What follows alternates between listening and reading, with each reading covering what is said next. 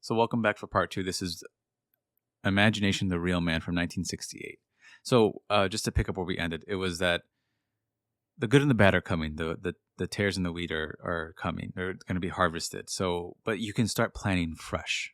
You start planning now, brand new, as if you didn't plant those things in the past, which we all have. Everyone has. You're not alone in that. Everyone has planted things. We have all reaped and sowed things that we otherwise didn't want to reap or sow.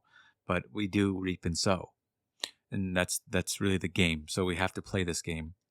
And the way to start is to start fresh. Start planting new lovely things now.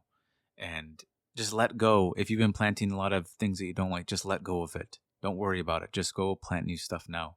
And so then he goes on to say the literal facts. The whole vast world really, it's a flood of facts, and it blinds the eye of imagination. So it completely blinds it. These facts completely blind it. But then Christ comes to heal the blind. We are the blind. I am the blind. When I believe in the facts, I am the blind. I've become blind to my eye of imagination, which sees beyond the facts. So the moment I don't forgive it or I don't see beyond it, I'm living in blindness. That's the true blindness of life. So when you and I think of someone blind, I typically go to clearly someone who's physically blind, but that's not the blindness that Scripture's speaking about. The true blindness is blinding the mind's eye. When you no longer see with it and you only see the literal facts. So someone comes to you and they're complaining about their life and you want to see something good for them, but you just accept their complaint. You just accept where they're at. That is being blind. You're blind in your eye of imagination. I come to you with something that I'm in need of something. Don't just, you can't physically give me it in the moment. Well, imagine I have it. If you don't imagine I have it, you haven't really acted. You haven't done anything, technically. You've just been blind. You've been looking just simply with, as we said, with single vision in the video of the lecture of levels of vision. You're simply seeing me as I am instead of seeing me as I'm telling you how I ought to be, how I want to be. And if you don't see me that way, then neither of us have acted. We're simply remaining in the same spot. So again, true movement is happening within our imaginations. True seeing is happening within our imaginations. So he says we have to remove the stone of facts that blinds the eye of imagination and draw water out, which is to draw water out, which he says how water can take any shape. So we want to take the shapes that have fulfillment within our imagination. We want to see that shape. That's what we want to see.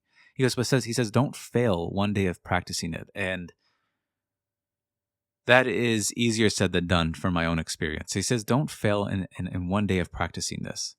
Every time you use your imagination lovingly on behalf of another, you're actually mediating God, which is your own marvelous human imagination, to the seeming other. You're actually doing that. But he says you can use this for evil. You can believe in curses. You can believe in superstitions. You can curse people. People have done this. You do that. You've seen this when someone feels that they've been slighted in life. Well, they will curse that person. You'll see that all the time. And people imagine all sorts of things that aren't necessarily lovely, and we will reap them. That's just that's the life we're in. But again, start now and start imagining something. Start to forgive yourself and imagine something better now for yourself. And I meet people like this all the time that believe in family curses. They believe in certain stones that they can't be around because certain stones have certain bad energies. You see this all the time. They believe in certain superstitions. They believe in. I just recently saw one that was the, I don't even know what they're called. They're like these two rods that people hold in their hands and they speak to spirits, and the rods will move out or in as a yes or a no. I mean, you see these superstitious beliefs all the time. And instead of using their own imagination to access whatever thing they want or to ask it of anything, they go to these superstitions.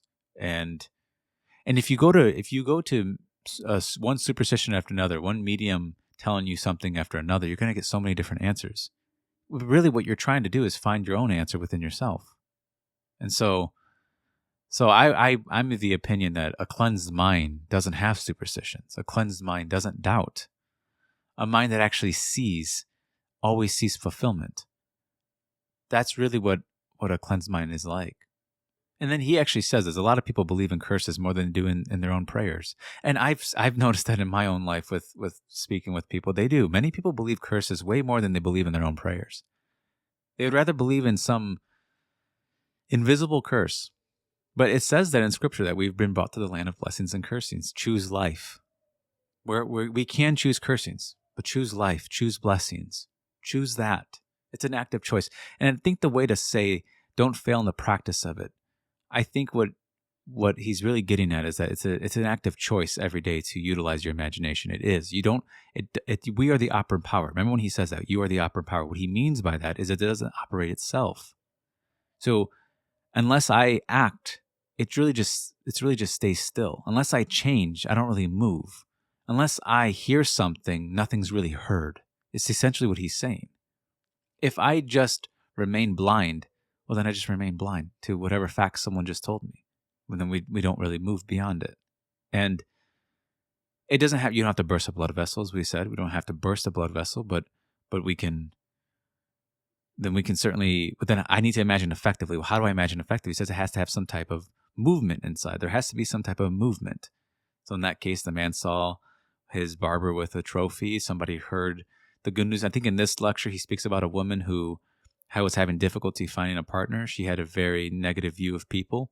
And this man decided to imagine her with the most marvelous man. And then she came back and was still saying the same things. And he imagined it again. And then she came back and said the same things. He imagined it again. And then eventually she came back and said that she met a marvelous man.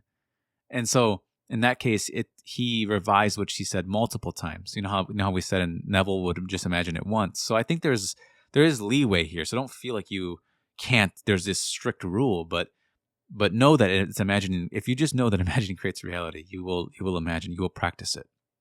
It's when we forget the name of I am. We start talking about he is and she is and they are, and we forget the name, that we forget the cause. We find him one moment, then we forget him the next moment. And we can forget that imagining creates reality. I mean, Neville admitted to himself that he did that. I've done that. You know, you get caught up in a lot of isms. The next thing you know, you're arguing all this meaningless stuff that you don't even really believe in. But you argue because you think you have to argue or something, but you don't have to argue it, right? And he says, you don't need to ask anyone because it's all yours for the appropriation. You appropriate it. You simply completely appropriate this state. And the whole thing becomes yours. So, I mean, that cannot be said more simply.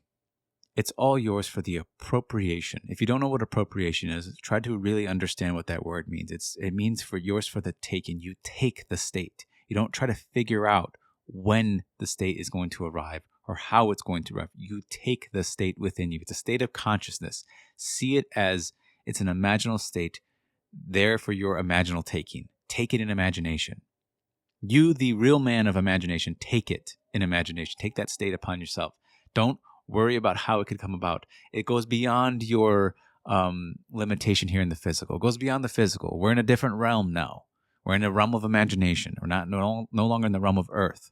We're in a realm of imagination, and in this world, you are a different state. Believe in it, and it becomes your reality. Credit it with reality, as Carl Jung did. You credit it with reality, and it starts to become your reality.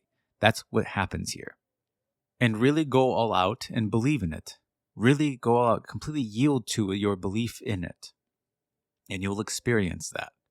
And now I'm going to quote Neville here. He says, but tonight, treat this seriously. You know what you want tonight? Well, then construct a scene that if it were true, it would imply the fulfillment of your desire. Just construct a scene. Bring it into your mind's eye and try to the best of your ability to see it as clearly as you would were it true. Then try to feel the naturalness of it. Try to feel that it is true. That's the experiment. So it's really like an experiment of self-persuasion. Can you lose yourself in it? Can you forget it's an imaginal act? Can you forget you're dreaming? Can you forget? Just the same way you forget when you're dreaming at nighttime. Can you forget and be there? That's.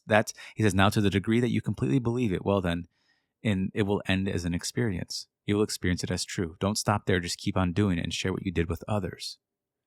So he says to feel the naturalness of it. So it's partaking in it in the same way you would partake in it in this world. How do you live naturally in this world? You experience things in the flesh. So you try to mimic the flesh within yourself. That is what you're doing. And he says, take this seriously. And if tomorrow you have something that confronts you that is not pleasant, do not accept the fact. That blinds the eye of imagination. Just simply remove the blinders. And then he says, now what would it be like? Now what would you like in the place of what it seems to be true? Well, then conjure it and revel in it as fact. Persuade yourself that it is, and then it will become real within your world. That is what we're doing. We're calling the unseen as though it were seen. And so I'm going to end that one. This is part 2 of this one. thinking I'm going to do a part 3 on this one, because there's more that he said in this that doesn't really have to do fully with just imagining, oneself to be different. But I'm going to end that one here. And just to notify everybody, I do live Q&As and live talking for members. I try to do it every week on Friday. So if that interests you, just go to the description. You'll see the information necessary there. So again, thank you guys for listening.